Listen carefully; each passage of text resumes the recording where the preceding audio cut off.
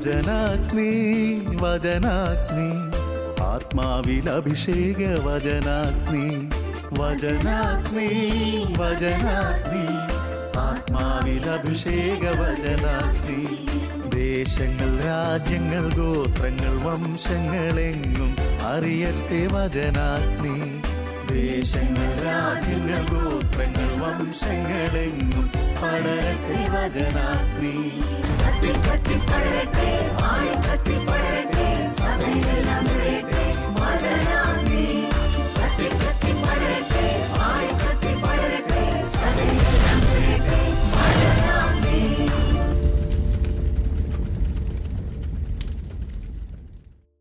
ഈശോയിൽ സ്നേഹമുള്ള വചനാഗ്നി പ്രേക്ഷകരെ, ഈശോയുടെ നാമത്തിൽ എല്ലാവർക്കും ഈ ശുശ്രൂഷയിലേക്ക് സ്വാഗതം. പ്രിയപ്പെട്ട സഹോദരങ്ങളെ, നമുക്ക് ഈ മണിക്കൂറിനെ ദൈവകരങ്ങളിൽ സമർപ്പിച്ച് ആത്മാർത്ഥമായിട്ട് പ്രാർത്ഥിക്കാം. മനുഷ്യൻ്റെ ആഗ്രഹമോ പ്രയത്നമോ അല്ല, ദൈവത്തിൻ്റെ ദയയാണ് എല്ലാറ്റിൻ്റെ അടിസ്ഥാനം. ആ സർവശക്തനായ ദൈവത്തിൻ്റെ മുമ്പിൽ ഈ മണിക്കൂറിനെ നമുക്ക് അടിയറ വെച്ച്, ദൈവമേ നീ ഞങ്ങളിൽ പ്രവർത്തിക്കണമേ, നിൻ്റെ ശക്തി ഞങ്ങൾക്ക് പ്രകടമാക്കി തരണമേ, ഞങ്ങളെക്കുറിച്ചുള്ള നിൻ്റെ ഹിതം വെളിപ്പെടുത്തി തരണമേ എന്ന് ആത്മാർത്ഥമായിട്ട് പ്രാർത്ഥിക്കാം. ഒരു നിമിഷം കണ്ണുകളടയ്ക്കാം. കർത്താവേ, ഞങ്ങളുടെ പരിശുദ്ധാത്മാവിൻ്റെ മുമ്പിൽ ഞങ്ങൾ എളിമയോടെ നിൽക്കുന്നു. ആത്മാവിൽ എളിമയും അനുതാപവും ഉണ്ടാവുകയും ദൈവത്തിൻ്റെ വചനം കേൾക്കുമ്പോൾ വിറയ്ക്കുകയും ചെയ്യുന്നവനെയാണ് ഞാൻ കടാക്ഷിക്കുന്നതെന്ന് അരുളി ചെയ്തിട്ടുണ്ടല്ലോ. ദൈവമേ, ഞങ്ങൾ എളിമയോടെ നിൽക്കുന്നു. ഞങ്ങളെ കടാക്ഷിക്കണമേ, ഞങ്ങളുടെ മേൽ കരുണയായിരിക്കണമേ. ദൈവസ്വരത്തിന് ഞങ്ങളെ വിധേയരാക്കണമേ. അതിനെ കേൾക്കുക മാത്രമല്ല, ഇത് ജീവിതത്തിൽ അനുവർത്തിച്ച് മിശിഹായ്ക്ക് സാക്ഷികളാകാൻ ഞങ്ങളെ അഭിഷേകം ചെയ്ത് അനുഗ്രഹിക്കണമേ എന്ന് പ്രാർത്ഥിക്കുന്നു. പരിശുദ്ധ അമ്മയുടെയും ശിവസേപിതാവിൻ്റെയും സകല വിശുദ്ധരുടെയും മധ്യസ്ഥവും പ്രാർത്ഥനയും ഞങ്ങൾ തേടുന്നു. നിത്യപിതാവും പുത്രനും പരിശുദ്ധാത്മാവുമായ സർവേശ്വര എന്നേക്കും ആമേൻ. പ്രിയപ്പെട്ട സഹോദരങ്ങളെ, നമ്മളിന്ന് ചിന്തിക്കുന്ന വിഷയം ജെറമിയ പ്രവാചകൻ്റെ പുസ്തകം 29-ാമത്തെ അധ്യായം അതിൻ്റെ 11-ാമത്തെ തിരുവചനമാണ്.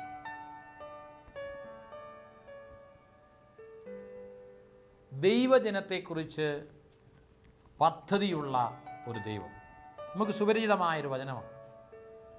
ജെറമിയ പ്രവചിക്കുകയാണ്, കർത്താവ് എന്നോട് അരുളി ചെയ്തു, നിങ്ങളെക്കുറിച്ചുള്ള പദ്ധതി എൻ്റെ മനസ്സിലുണ്ട്. നിങ്ങളുടെ നാശത്തിനല്ല, ക്ഷേമത്തിനുള്ള പദ്ധതിയാണത്. നിങ്ങൾക്ക് ശുഭമായ ഭാവിയും പ്രത്യാശയും നൽകുന്ന പദ്ധതി. അപ്പോൾ നിങ്ങൾ എന്നെ വിളിച്ചപേക്ഷിക്കും, എൻ്റെ അടുക്കൽ വന്ന് പ്രാർത്ഥിക്കും. ഞാൻ നിങ്ങളുടെ പ്രാർത്ഥന ശ്രവിക്കും. നിങ്ങൾ എന്നെ അന്വേഷിക്കും, പൂർണ്ണ ഹൃദയത്തോടെ അന്വേഷിക്കുമ്പോൾ എന്നെ കണ്ടെത്തും. നിങ്ങൾ എന്നെ കണ്ടെത്താൻ ഞാൻ ഇടയാക്കുമെന്ന് കർത്താവ് അരുളി ചെയ്യുന്നു. Praise the Lord. ഈ വചനത്തിൻ്റെ പശ്ചാത്തലം 4-ാമത്തെ തിരുവചനത്തിലുണ്ട്. ബൈബിളുള്ളവർ ബൈബിൾ എടുക്കുകയാണെങ്കിൽ നമുക്കതിനെ ആഴത്തിൽ ബോധ്യപ്പെട്ട് മനസ്സിലാക്കാൻ സാധിക്കും. 4-ാമത്തെ തിരുവചനത്തിൽ ഇപ്രകാരമാണ് നമ്മൾ വായിക്കുന്നത്: ജെറുസലേമിൽ നിന്നും ബാബിലോണിലേക്ക് അടിമകളായി ഞാൻ അയച്ച സകലരോടും ഇസ്രായേലിൻ്റെ ദൈവമായ സൈന്യങ്ങളുടെ കർത്താവ് അരുളി ചെയ്യുന്നു. ഇപ്പോൾ പശ്ചാത്തലം, ഇസ്രായേൽ ജനം BC 587 ജെറുസലേം നശിപ്പിക്കപ്പെട്ട് ബാബിലോണിലേക്ക് പ്രവാസികളായി പോയിരിക്കുന്ന അവസ്ഥ. ഈ പ്രവാസത്തിൽ കിടക്കുന്ന ജനത്തോടാണ് ജെറമിയ പ്രവാചകനിലൂടെ ദൈവമായ കർത്താവ് അരുളി ചെയ്യുന്നത്, നിങ്ങളെക്കുറിച്ചുള്ളൊരു പദ്ധതി എൻ്റെ മനസ്സിലുണ്ട്. അത് നിങ്ങളുടെ നാശത്തിനുള്ളതല്ല, ക്ഷേമത്തിനുള്ളതാണ്. എന്ന് പറഞ്ഞാൽ, നിങ്ങളെ ഈ അടിമത്തത്തിൻ്റെ നാട്ടിലേക്ക് കൊണ്ടുപോയത് എൻ്റെ പദ്ധതിയുടെ ഭാഗമായിട്ടാണ്. ഞാൻ നിങ്ങളെ വിശുദ്ധീകരിക്കാനും എൻ്റെ ഹിതത്തിനിണങ്ങുന്ന ഒരു ജനമായി വിശുദ്ധീകരിച്ചെടുക്കുവാനും എൻ്റെ പദ്ധതിയിൽ രൂപപ്പെടുത്തിയതാണ് ഈ ബാബിലോൺ പ്രവാസം. അതുകൊണ്ട് നിങ്ങൾ ആശങ്കാകുലരാകേണ്ട. നിങ്ങൾ എന്നെ വിളിച്ചപേക്ഷിക്കും, ഞാൻ നിങ്ങളെ സഹായിക്കും. നിങ്ങൾ എന്നെ വിളിച്ച് അപേക്ഷിക്കുന്നതിന് ഞാൻ ഇടവരുത്തും. അപ്പോൾ ബാബിലോണിൽ നിങ്ങളായിരിക്കുന്നിടത്തു നിന്ന് നിങ്ങൾ എന്നെ വിളിക്കും. എന്ന് പറഞ്ഞാൽ ബാബിലോൺ അടിമത്തത്തിന് മുമ്പുള്ള യൂദ രാജ്യത്തിൻ്റെ ചരിത്രം പരിശോധിച്ചാൽ പഴയ നിയമ ഗ്രന്ഥങ്ങളിലൂടെ നമ്മൾ കടന്നു പോകുമ്പോൾ ഒന്നിനു പുറകെ ഒന്നായി വന്ന രാജാക്കന്മാരെല്ലാം മത്സരിച്ച് ബാൽ ദേവന്മാരുടെ പുറകെ പോവുകയും ഇസ്രായേലിന് നിഷിദ്ധമായിട്ടുള്ള നരബലി പോലുള്ള ദുരാചാരങ്ങൾക്ക് ജനത്തെ വിധേയരാക്കുകയും ചെയ്യുന്ന വളരെ വേദനാജനകമായ രംഗങ്ങളാണ് നമ്മൾ ഇസ്രായേലിൻ്റെ ചരിത്രത്തിൽ കാണുന്നത്. ഏക ദൈവമായ യഹോവയെ ഉപേക്ഷിച്ചുകൊണ്ട് അന്യദേവന്മാരുടെ പുറകെ പോയി അവർക്ക് പൂജാ വിഗ്രഹങ്ങൾ ഉണ്ടാക്കി പൂജാ ഗിരികൾ സ്ഥാപിച്ച് ദൈവത്തെ മറുതലിച്ച, ദൈവിക ഭാഷയിൽ പറഞ്ഞാൽ ദൈവം വിശ്വസ്തനായിരിക്കുമ്പോഴും അവിശ്വസ്തത കാണിച്ച് വ്യഭിചാരികളായി മാറിയ ഒരു ജനത്തിന് അവരുടെ അവിശ്വസ്തതയുടെ കറകളഞ്ഞ് വിശ്വസ്തരായി ഒരവശിഷ്ട ഭാഗമായി ദൈവത്തിൻ്റെ രക്ഷാകര പദ്ധതിയിലേക്ക്, മിശിഹ രഹസ്യങ്ങളിലേക്ക് കടന്നു വരാനുള്ളൊരു ശുദ്ധീകരണ പ്രക്രിയയുടെ നാളുകളാണ് ബാബിലോൺ അടിമത്തത്തിൻ്റെ നാളുകളെന്ന് ദൈവമായ കർത്താവ് വെളിപ്പെടുത്തുകയാണ് ജെറമ്യായിലൂടെ. ഇത് നിങ്ങളുടെ ക്ഷേമത്തിനുള്ള പദ്ധതിയാണ്, ശുഭമായൊരു ഭാവിക്ക് വേണ്ടിയുള്ള പദ്ധതിയാണ്, പ്രത്യാശയുടെ പദ്ധതിയാണ്. രക്ഷകൻ്റെ വരവിനെക്കുറിച്ചുള്ള നിങ്ങളുടെ പ്രത്യാശയിലേക്ക് നിങ്ങളെ അടുപ്പിക്കുന്ന പദ്ധതിയാണ്. നിങ്ങൾ എന്നെ വിളിച്ചപേക്ഷിക്കും, അതിന് ഞാൻ ഇടവരുത്തും, അപ്പോഴാണ് നിങ്ങൾ എൻ്റെ ജനമായി മാറുന്നത്. എന്നിൽ നിന്ന് അകന്നുപോയ, എന്നെ തള്ളിക്കളഞ്ഞ, എന്നോട് മറുതലിച്ച നിങ്ങളെ ഞാൻ എൻ്റെ ജനമാക്കി മാറ്റുന്നൊരു പ്രക്രിയയുടെ ഭാഗമാണ് ഈ ബാബിലോൺ അടിമത്തമെന്ന് ദൈവമായ കർത്താവ് ജെറമ്യായിലൂടെ ജനത്തെ പഠിപ്പിക്കുകയാണ്. Praise the Lord, hallelujah.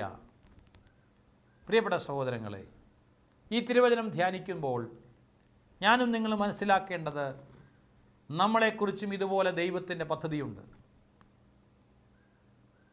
ഈ പദ്ധതിയോട് ചേർന്ന് ജീവിക്കാൻ വിളിക്കപ്പെട്ടവരാണ് നമ്മളെല്ലാം. പക്ഷെ പലപ്പോഴും നമ്മൾ നമ്മുടേതായ പദ്ധതികളിലൂടെയാണ് കടന്നു പോകുന്നത്. ഇസ്രായേൽ ജനത്തിന് പറ്റിയ അതേ അബദ്ധം നമുക്ക് സംഭവിക്കാറുണ്ട്.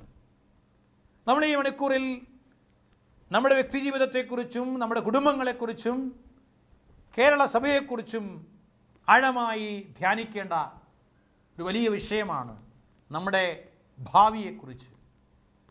ശുഭമായൊരു ഭാവി, പ്രത്യാശ ഇത് നമുക്കുണ്ട്, ഉണ്ടാവണം. അതിന് ദൈവത്തെ വിളിച്ചപേക്ഷിക്കാനുള്ള അവസരമുണ്ടാവണം.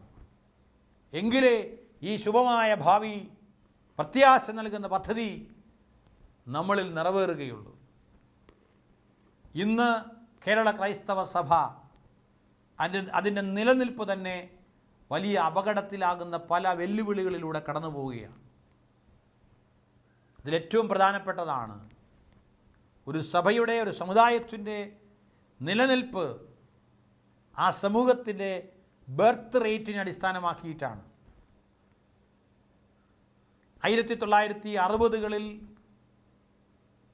ഉണ്ടായിരുന്ന ബർത്ത് റേറ്റ് അതിൻ്റെ പകുതിക്ക് പകുതിയായി. അന്ന് 3 ഒരു കുടുംബത്തിൽ ജനിക്കുന്ന കുഞ്ഞുങ്ങളുടെ ശരാശരി എണ്ണം 3 ആയിരുന്നെങ്കിൽ അത് 1 താഴ്ന്നിരിക്കുകയാണ്.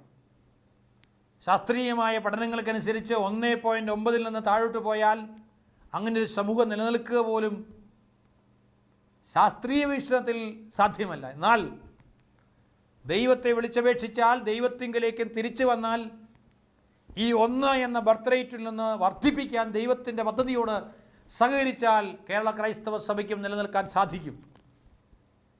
നമ്മുടെ കുടുംബങ്ങളിൽ കുഞ്ഞുങ്ങളെ സ്വീകരിക്കാനുള്ള മനസ്സ് ദമ്പതിമാർക്ക് നഷ്ടപ്പെട്ടു പോയി.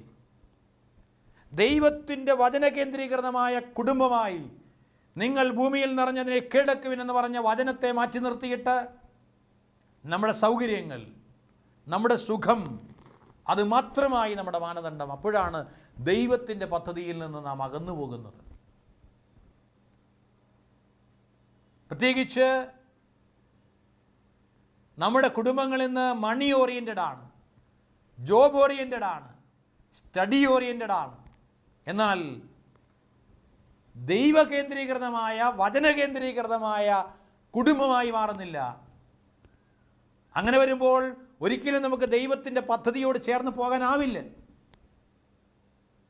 നമ്മുടെ വിവാഹപ്രായം, ആ ഏജ് വർദ്ധമാനമായി, പഠിച്ച് ജോലി കിട്ടി സെറ്റിലായിട്ട് മാത്രം വിവാഹം കഴിച്ചാൽ മതി എന്ന ചിന്ത ആൺകുട്ടികൾക്ക് പെൺകുട്ടികൾക്കും ഉണ്ടായി. അതുകൊണ്ട് തന്നെ 30 വയസ്സിൽ അധികം പ്രായമുള്ള യുവാക്കന്മാരുടെ യുവതികളുടെ എണ്ണം വർദ്ധിക്കുകയാണ്. എനിക്ക് പരിചയമുള്ള ഒരു പെൺകുട്ടിയെക്കുറിച്ച് എനിക്ക് വ്യക്തമായിട്ടറിയാം. വിദ്യാഭ്യാസപരമായി ഉന്നതമായ നിലവാരത്തിലാണ്. ഇപ്പോൾ 33 വയസ്സ് പ്രായമുണ്ട്. PhDകൾ 1ഉം 2ഉം ഒക്കെ ഉണ്ടായിട്ട് എന്ത് കാര്യം? കുടുംബമില്ല, അനുയോജ്യമായ ജീവിത പങ്കാളിയെ ഇന്ന് കിട്ടുന്നില്ല. എന്നാൽ മറ്റ് സമൂഹങ്ങൾ, മതവിഭാഗങ്ങൾ അവർ പ്രയോറിറ്റി കൊടുക്കുന്നത് കുടുംബത്തിനാണ്. പഠനവും ജോലിയും പണവുമൊക്കെ അത് കഴിഞ്ഞിട്ടേ ഉള്ളൂ. എന്നെ കേൾക്കുന്ന പ്രിയപ്പെട്ട സഹോദരങ്ങളെ, നിങ്ങൾ നിങ്ങളുടെ ചുറ്റുപാടുമുള്ള അക്രൈസ്തവ കുടുംബങ്ങളെക്കുറിച്ചും ചിന്തിച്ചു നോക്കുക. നിങ്ങളുടെ കൂടെ പഠിച്ച അക്രൈസ്തവരായ സഹപാഠികളുടെ ജീവിതത്തെക്കുറിച്ച് നിങ്ങൾ ചിന്തിച്ചാൽ മതി. അപ്പോൾ നിങ്ങൾക്ക് കാര്യം വ്യക്തമായിട്ട് മനസ്സിലാകും. ഞാൻ എൻ്റെ സഹപാഠികളെക്കുറിച്ച് ചിന്തിച്ചുകൊണ്ട് തന്നെയാണ് സംസാരിക്കുന്നത്.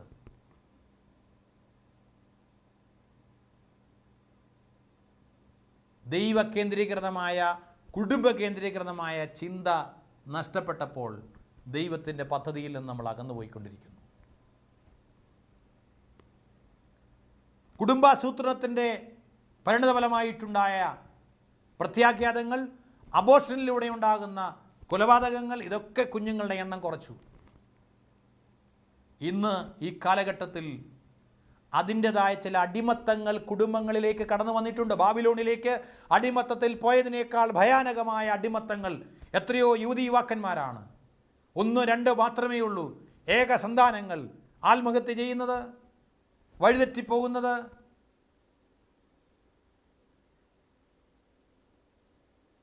അതിൻ്റെ കാരണം എന്താണ്? മാനസികമായ പക്വത ആർജിച്ചെടുക്കാനുള്ള സാഹചര്യം കുടുംബത്തിൽ നഷ്ടപ്പെട്ടു പോയതുകൊണ്ടാണ്. ദൈവശിക്ഷയോ ദൈവകോപമൊന്നും അല്ലത്. നമ്മൾ തന്നെ വരുത്തി വയ്ക്കുന്ന സ്വയംകൃത അനർത്ഥങ്ങളാണ്. വലിയ കുടുംബത്തിൽ ഉണ്ടാവുന്ന മാനസികമായ പക്വത പ്രാപിക്കൽ ഇന്നത്തെ അണുകുടുംബങ്ങളിൽ ഉണ്ടാവുന്നില്ല. പെട്ടെന്ന് വഴങ്ങി വീഴുന്ന പ്രണയബന്ധങ്ങളിലേക്ക് നമ്മുടെ കുഞ്ഞുങ്ങൾ പെട്ടുപോകുന്നതിൻ്റെ കാരണം എന്താ? സാഹോദര്യത്തിൻ്റെ ഊഷ്മളത കുടുംബത്തിൽ അനുഭവിക്കാൻ കഴിയുന്നില്ല. നമ്മൾ ചുരുങ്ങി, പങ്കുവയ്പ്പലിൻ്റെ അനുഭവമില്ല, സ്നേഹത്തിൻ്റെ, സാഹോദര്യത്തിൻ്റെ അനുഭവങ്ങളില്ല. പ്രിയപ്പെട്ടവരെ, ഇത് വലിയൊരു ദുരന്തമാണ്. വലിയ കുടുംബങ്ങളെ കാലഘട്ടത്തിൽ നമ്മൾ പ്രോത്സാഹിപ്പിക്കണം. മക്കൾ ദൈവത്തിൻ്റെ ദാനമാണ്, ഉദരഫലമൊരു സമ്മാനവും. യൗവനയുക്തരായ മക്കളെ കൊണ്ട് കുടുംബങ്ങൾ നിറയണം. നമ്മുടെയൊക്കെ കാരണവന്മാർ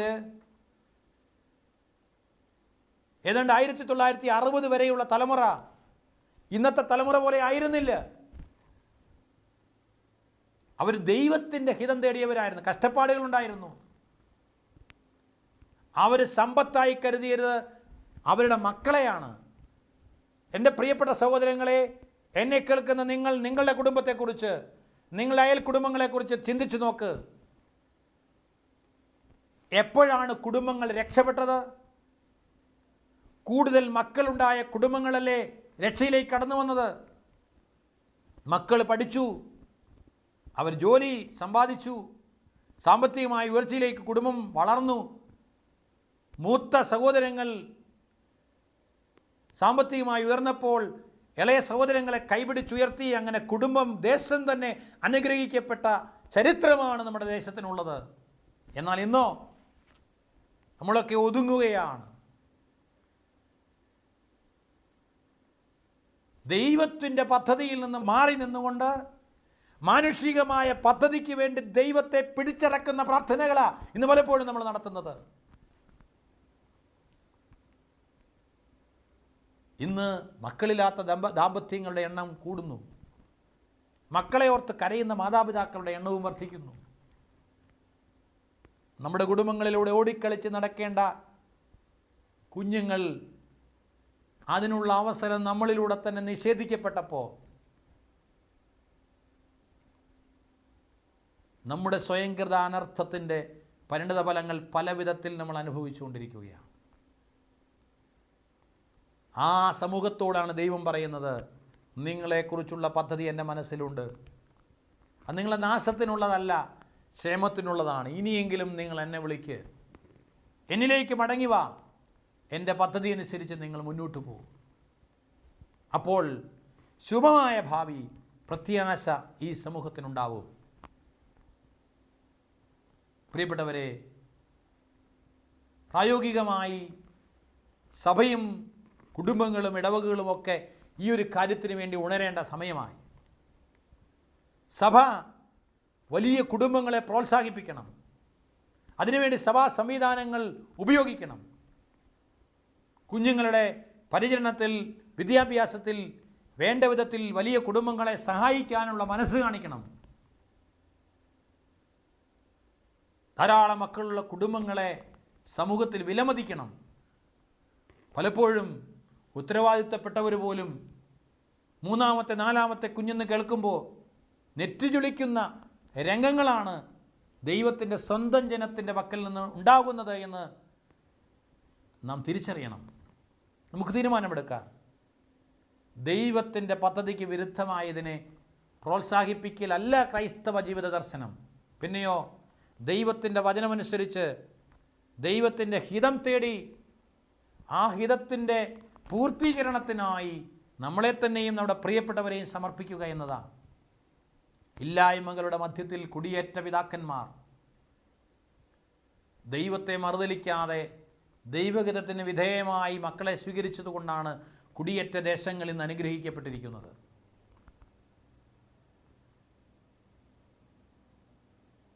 പ്രിയപ്പെട്ടവരെ, ചില കാര്യങ്ങളിൽ നാം ജാഗ്രതയോടെ ശ്രദ്ധ വെച്ചേ മതിയാവൂ. ദൈവത്തിന് പദ്ധതിയുണ്ട്, അത് നന്മയുടെ പദ്ധതിയാണ്. പക്ഷേ ദൈവത്തെ വിളിച്ചപേക്ഷിക്കണം. അതിനിടവരുത്തുമെന്ന് ദൈവം പറഞ്ഞു. ആ ഇടവരുത്തൽ ഉണ്ടാവുന്നതിന് മുമ്പ്, ഇത്രയ്ക്ക് ദയനീയമായ സാഹചര്യത്തിലേക്ക് പോകുന്നതിന് മുമ്പ് തിരിച്ചറിവുകൾ ഉണ്ടാവണം. പ്രത്യേകിച്ച് നമ്മുടെ യുവതീ യുവാക്കന്മാരെ നമ്മുടെ കുടുംബങ്ങളിൽ ആ വിധത്തിൽ നമ്മൾ ഒരുക്കണം. ചെറുപ്രായത്തിൽ തന്നെ കുടുംബങ്ങൾ രൂപപ്പെടുത്താൻ, യൗവനയുക്തരായ മക്കളെ കൊണ്ട് കുടുംബങ്ങൾ നിറയാൻ നാം പ്രോത്സാഹിപ്പിക്കണം, പ്രചോദിപ്പിക്കണം. തെറ്റായ പ്രണയബന്ധങ്ങളുമൊക്കെ നമ്മുടെ യുവതീ യുവാക്കന്മാരെ കീഴടക്കുന്നതിൻ്റെ കാരണമെന്താ? വിവാഹം കഴിക്കേണ്ട പ്രായത്തിൽ വിവാഹിതരാകാതെ മറ്റു പല കാര്യങ്ങളും മൂലം വിവാഹത്തെ നീട്ടിവെക്കുമ്പോൾ സ്വാഭാവികമായ മാനുഷിക വികാരങ്ങൾക്ക് അടിമപ്പെട്ടു പോവുകയാണ് നമ്മുടെ മക്കൾ. സർക്കാർ നിശ്ചയിച്ച് തന്നിട്ടുണ്ട് പെൺകുട്ടികൾക്ക് 18 വയസ്സും ആൺകുട്ടികൾക്ക് 21 വയസ്സും എന്നത്. പ്രിയപ്പെട്ടവരെ, അത് പ്രാവർത്തികമാക്കാനായിട്ടുള്ളൊരു സൂചനയാണ്. ഇന്ന് 30 വയസ്സിന് മുകളിൽ പ്രായമുള്ള അവിവാഹിതരായിട്ടുള്ള യുവതി യുവാക്കന്മാർ എത്രയോ പേരുണ്ട്. തൊഴിലില്ലായ്മയാണ്, പഠിപ്പിനനുസരിച്ചുള്ള ജോലിയില്ലായ്മ, പഠിപ്പിനനുസരിച്ചുള്ള പങ്കാളിയെ കിട്ടാത്ത അവസ്ഥ. എന്നാൽ നമുക്ക് പഠനമൊക്കെ ഒരു കുടുംബ രൂപീകരണത്തിന് ശേഷമായിക്കൂടെ എന്നെന്തുകൊണ്ട് ചിന്തിച്ചുകൂടാ? പലപ്പോഴും വിവാഹശേഷം വിദേശ രാജ്യങ്ങളിലേക്കുള്ള ടെസ്റ്റുകൾ എഴുതാനായിട്ട് പഠിക്കുന്നില്ലേ? അതുപോലെ കുഞ്ഞുങ്ങൾ ഉള്ള മാതാപിതാക്കൾ പോലും കുടുംബത്തിൽ വേണ്ടവിധ സാഹചര്യങ്ങളൊക്കെ ഒരുക്കി ചെയ്യുന്നില്ലേ? എന്തുകൊണ്ട് പ്രൊഫഷണൽ കോഴ്സുകൾ നമുക്ക് ആ വിധത്തിലാക്കിക്കൂടാ? നമ്മൾ അല്പം കൂടിയൊക്കെ ഉത്തരവാദിത്വത്തിലേക്ക്, ചുമതലാബോധത്തിലേക്ക്, വചന കേന്ദ്രീകൃതമായ ദൈവിക പദ്ധതിക്കനുസൃതമായ ജീവിതശൈലിയിലേക്ക് വളർന്നില്ലെങ്കിൽ നമ്മുടെ സമൂഹം ഈ ദേശത്ത് നിന്ന് വേരറ്റുപോകും. പ്രിയപ്പെട്ടവരെ, അതുകൊണ്ട് ഈ കാലഘട്ടങ്ങളിൽ സുവിശേഷ പ്രഘോഷകരിലൂടെയൊക്കെ പരിശുദ്ധാത്മാവ് ഈ രഹസ്യം വെളിപ്പെടുത്തുന്നുണ്ട്.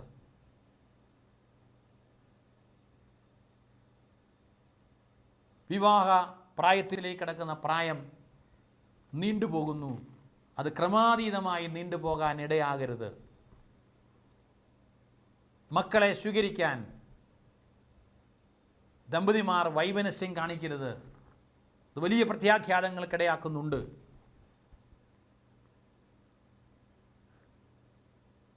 സുഖലോലുപത അത് നമ്മുടെ സമൂഹത്തെ കാർന്നു തിന്നുന്നുണ്ട്.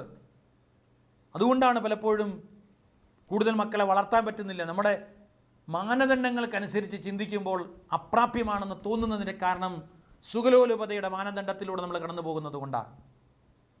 ഈ കൊറോണ നമ്മളെ പഠിപ്പിച്ച അനേകം പാഠങ്ങളുണ്ട് പ്രിയപ്പെട്ടവരെ. ചുരുങ്ങാനും ഒതുങ്ങാനും അത്യാവശ്യം തിരിച്ചറിയാനും അനാവശ്യത്തെ മാറ്റി നിർത്താനുമൊക്കെ കൊറോണ നമ്മളെ പഠിപ്പിച്ചിട്ടുണ്ട്. അതനുസരിച്ച് ബാബിലോൺ അടിമത്തത്തിൽ കിടന്ന ഇസ്രായേൽ ജനത്തിന് പ്രത്യാശയുടെ കിരണങ്ങൾ വീശിയ ദൈവത്തിൻ്റെ വചനം പോലെ ഇന്നും ദൈവത്തിൻ്റെ സ്വരം നമുക്ക് കടന്നു വരണമെങ്കിൽ ദൈവത്തിൻ്റെ പദ്ധതിയോട് ചേർന്ന് നിൽക്കാനുള്ള മനസ്സ് കാണിക്കണം. ദൈവത്തെ വിളിച്ചപേക്ഷിക്കണം. ദൈവത്തെ കേന്ദ്രസ്ഥാനത്ത് നിർത്തണം. ദൈവത്തിൻ്റെ വചനത്തിന് പുല്ലുവില പോലും കൊടുക്കാതെ ലോകത്തെ പ്രകാരമുള്ള വചനങ്ങൾക്കും ലോകപ്രകാരമുള്ള പ്രബോധനങ്ങൾക്കും വലിയ വില കൽപ്പിച്ച് നമ്മൾ പോകുമ്പോൾ വലിയ വില കൊടുക്കേണ്ടി വരുമെന്നുള്ള ബോധ്യമുണ്ടാവണം. അതുകൊണ്ട് എളിമപ്പെടാൻ തമ്പുരാൻ്റെ മുമ്പിൽ, അനുദപിക്കാൻ തമ്പുരാൻ്റെ മുമ്പിൽ, മാപ്പ് ചോദിക്കാൻ കഴിഞ്ഞ തലമുറയ്ക്ക് വേണ്ടി തമ്പുരാൻ്റെ മുമ്പിൽ, എന്നിട്ട് ഈ പുതിയൊരു തലമുറ ഒരു പുത്തൻ ഉണർന്നെഴുന്നേൽപ്പിനായി ദൈവകരങ്ങളിലേക്ക് സമർപ്പിക്കപ്പെടട്ടെ.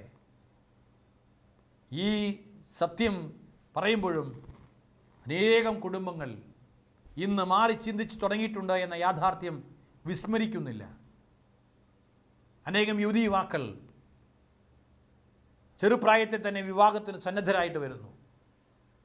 അനേകം കുടുംബങ്ങളിൽ 5-6 കുഞ്ഞുങ്ങളെ സ്വീകരിക്കാനുള്ള മനസ്സ് കാണിക്കുന്നു. ദൈവീകമായ പ്രചോദനത്തെ ഉൾക്കൊള്ളുന്നവരാണ് അവരൊക്കെ. ഈ പ്രചോദനം ഉൾക്കൊള്ളാൻ ഈ കേരള ക്രൈസ്തവ സമൂഹത്തിന് സാധിച്ചാൽ അതൊരു ദൈവിക പദ്ധതിയുടെ വലിയ പൂർത്തീകരണം വരും നാളുകളിൽ ഈ സമൂഹത്തിൽ ഉണ്ടാകാൻ കാരണമാകുമെന്ന് പരിശുദ്ധാത്മാവ് പലരിലൂടെയും വെളിപ്പെടുത്തിയിട്ടുണ്ട്. ബഹുമാനപ്പെട്ട വട്ടായിലച്ചനും വളമനാലച്ചനും ഒക്കെ വചനങ്ങളിൽ ആവർത്തിച്ച് പറയാറുണ്ടല്ലോ, നിങ്ങളുടെ സംഖ്യ കുറഞ്ഞു പോകരുത്. പ്രിയപ്പെട്ടവരെ, നമുക്കും ആത്മാർത്ഥമായി നമ്മുടെ കുടുംബങ്ങൾക്ക് വേണ്ടി പ്രാർത്ഥിക്കാം. യുവദമ്പതിമാർക്ക് വേണ്ടി പ്രാർത്ഥിക്കാം. വളർന്നു വരുന്ന കൗമാര പ്രായക്കാർക്കും യുവജനങ്ങൾക്കും വേണ്ടി പ്രാർത്ഥിക്കാം. സഭയുടെ അസ്തിത്വവും നിലനിൽപ്പുമൊക്കെ അവർ എത്രത്തോളം ദൈവത്തിൻ്റെ പദ്ധതിയോട് ചേർന്ന് നിൽക്കുന്നു എന്നതിനെ ആശ്രയിച്ചാണ്. അതുകൊണ്ട് സ്വയം രൂപപ്പെടുത്തിയ പദ്ധതികളെയൊക്കെ മാറ്റി ദൈവവചന ദൈവകേന്ദ്രീകൃതമായ പദ്ധതിയോട് ചേർന്ന് നിൽക്കാൻ എല്ലാവരെയും അനുഗ്രഹിക്കണമേ എന്ന് ആത്മാർത്ഥമായിട്ട് നമുക്ക് പ്രാർത്ഥിക്കാം.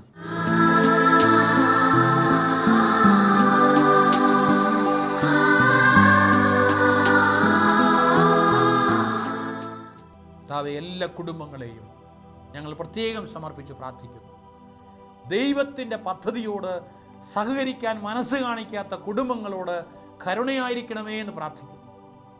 എല്ലാ യുവതി യുവാക്കന്മാരെയും സമർപ്പിക്കുന്നു. നിന്റെ കരുണാർദ്രമായ സ്നേഹം അവരെ പൊതിയട്ടെ. നിന്റെ പദ്ധതി എന്തെന്ന് മനസ്സിലാക്കാനുള്ള വലിയ കൃപ അവരുടെ മേൽ നിറയട്ടെ. പരിശുദ്ധാത്മാവ് മാമോദീസായിലൂടെ നിറയപ്പെട്ട ഹൃദയങ്ങൾ പരിശുദ്ധാത്മാവിനെ അനുസരിക്കുന്ന, പരിശുദ്ധാത്മാവിനാൽ നിയന്ത്രിക്കപ്പെടുന്ന അവസ്ഥയിലാകട്ടെ. അല്ലാത്തതിനെയെല്ലാം തള്ളിക്കളയാൻ, ദൈവിക പദ്ധതിക്ക് നിരക്കാത്തതിനെയൊക്കെ ഉച്ഛിഷ്ടം പോലെ തള്ളിക്കളഞ്ഞുകൊണ്ട് ഈശോ മിശിഹായെ കർത്താവും രക്ഷകനും നാഥനുമായി സ്വീകരിച്ച് ഏറ്റുപറഞ്ഞ് ജീവിക്കുവാൻ എല്ലാ യുവജനങ്ങൾക്കും കുടുംബങ്ങൾക്കും കഴിയട്ടെ എന്ന് പ്രാർത്ഥിച്ചുകൊണ്ട് കരമുയർത്തി സ്തുതിച്ച് പ്രാർത്ഥിക്കാം. Hallelujah, hallelujah, hallelujah, hallelujah, hallelujah, hallelujah. ഈശോയുടെ നാമത്തിൽ ഞങ്ങൾ പ്രാർത്ഥിക്കുന്നു. എല്ലാ കുടുംബങ്ങളെയും സമർപ്പിച്ച് പ്രാർത്ഥിക്കുന്നു. കുടുംബ ഭദ്രതയെ തകർക്കുന്ന, സഭയുടെ നിലനിൽപ്പിനെ തകർക്കുന്ന എല്ലാ തിന്മയുടെ സ്വാധീന ശക്തികളും യേശുവിൻ്റെ നാമത്തിൽ നിർവീര്യമായി ദൈവകൃപ കുടുംബങ്ങളിൽ സമൃദ്ധമാകാൻ ഞങ്ങൾ പ്രാർത്ഥിക്കുന്നു. Hallelujah, hallelujah, hallelujah. ശ്രീ ആരാധന, ആരാധന, ആരാധന, ആരാധന, ആരാധന, ആരാധന, ആരാധന. Praise the Lord. ഹല്ലേലൂയ.